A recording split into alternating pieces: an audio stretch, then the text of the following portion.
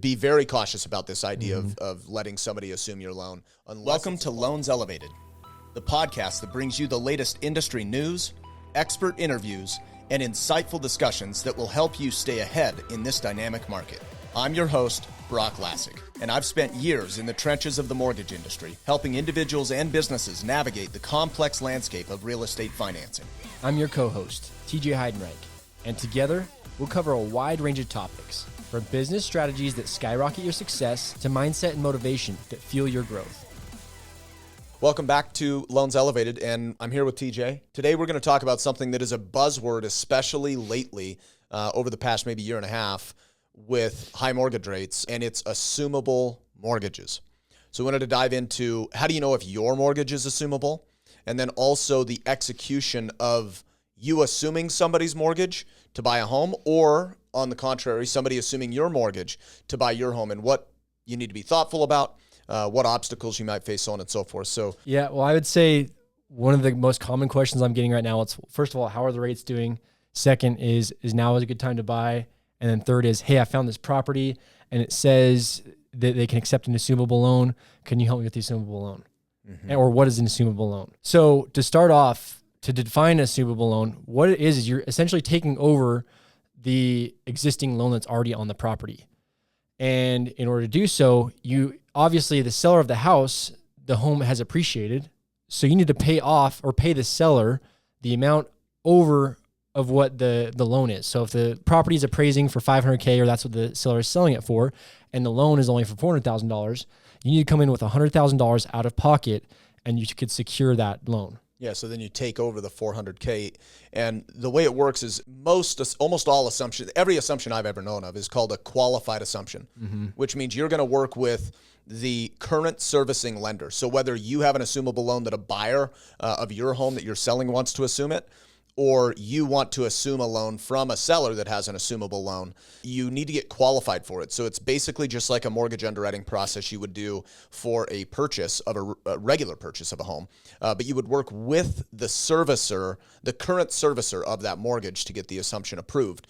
So that's step one. And then, like TJ said, you're only assuming the existing balance. So you basically have to pay cash for the net difference between their payoff or their balance of the mortgage now and the sales price they're requesting, which is often. But Broch, can I get a second mortgage for the portion of that I need to pay the sellers? Exactly. So that's the next question we get. Well, don't you guys have a mortgage that could, bridge the gap, or can't we just borrow money from you guys to cover the difference of the purchase price and the assumable mortgage? And unfortunately, no. And I have an opinion on this. Like, the mortgage industry in general doesn't, and banking industry, let's just say, it's really not the mortgage industry, it's the banking industry. They don't want to make it easy for super low mortgage rate loans to stay in existence, because they're making less money. Yeah, they don't want it on their books. Exactly. It's bad for their balance sheet. They're making less money. So there's not been a big push within the mortgage world to create, or in the banking world, to create a solution to making assumable mortgages easier to obtain, because it's just not in the benefit of the mortgage companies. So for sure, I don't think that'll ever come, and it's not an easy thing. Yeah. In fact, oftentimes I'll have clients that I have pre-approved. They're like, I found a house I really like. I can go through their servicer, get an assumable loan 3, 4, 5, 6 weeks later, and then come back to me like, yeah, I was jumping through way too many hoops. We're going just back with you with a normal loan. Yeah, back to a regular purchase. So yeah, I've actually never seen. I've been in firsthand. I've never seen one. I've never seen one. I've heard of it through the grapevine of real estate, but I don't know the clients. You've heard myself. Of people actually getting one yes, done? Interesting. But I've heard it was a 60+ day process of hoops that you're jumping through. Wow. Yeah, so if you have a lot of cash, it might be a good opportunity. And I would be an advocate of it. It's like, heck yeah, if you can get a 2.75 rate, by all means, go get that thing. Do it. Save some probably cash. Never going to see it again. Money, yeah. So we're not saying you shouldn't do it. It's just challenging, and they're, as a seller, trying to represent you have an assumable loan.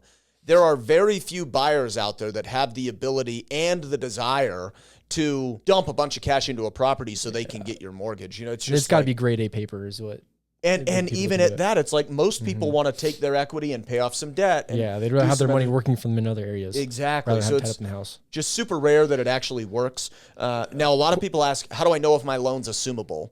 The easiest way to know if your loan is assumable is if you have your closing documents from when you bought the house. Or I guess the most recent mortgage you got, actually, not when you bought the house, the closing disclosure from your most recent mortgage. Look on that. And I can't remember what page it is, but it's towards the back, page 3 or 4. It will have a checkbox, is this loan assumable or not? And it will tell you just in super plain language if it's assumable. That's the easiest way. If you're still unsure or you don't have those documents, you can call the mortgage servicer and just ask them for, one, if your home is assumable, and then from there, what the assumption process is if this is something you want to entertain. Generally, they'll send you like a packet, like an underwriting package that you could share with a potential buyer of your home. And if you have a VA loan and you sell your home through an assumable loan, that ties up your VA benefits. That's true. It's a very it's a slippery slope. So unless it's a qualified veteran that basically absorbs your entitlement use and puts it into, they absorb it with their entitlement. And so unless it's a qualified veteran, you as a veteran, you're at risk of keeping your entitlement locked up potentially for, which, I mean, a VA loan is such a powerful loan to use for your advantage.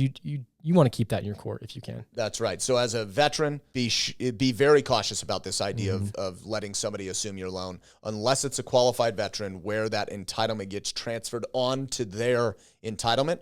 Otherwise, you'll be pretty well locked up, not being able to use your full benefits through the VA again for another purchase. So that's a really great point. Anything else that comes up with assumable loans? No, nothing top of mind. But if you guys have questions, drop them in the comments. We'd love to answer wherever we can. And also, if there's any other topics or mortgage related you want us to cover, let us know. If you're watching this on YouTube, don't forget to subscribe and like. And we'll catch you guys next time. And don't forget to share. We'll see you next time. Thank you for tuning in. For more industry insights, follow us on all platforms at Loans Elevated. And to get in touch with our team, call or text 801-713-4000 or visit loanselevated.com.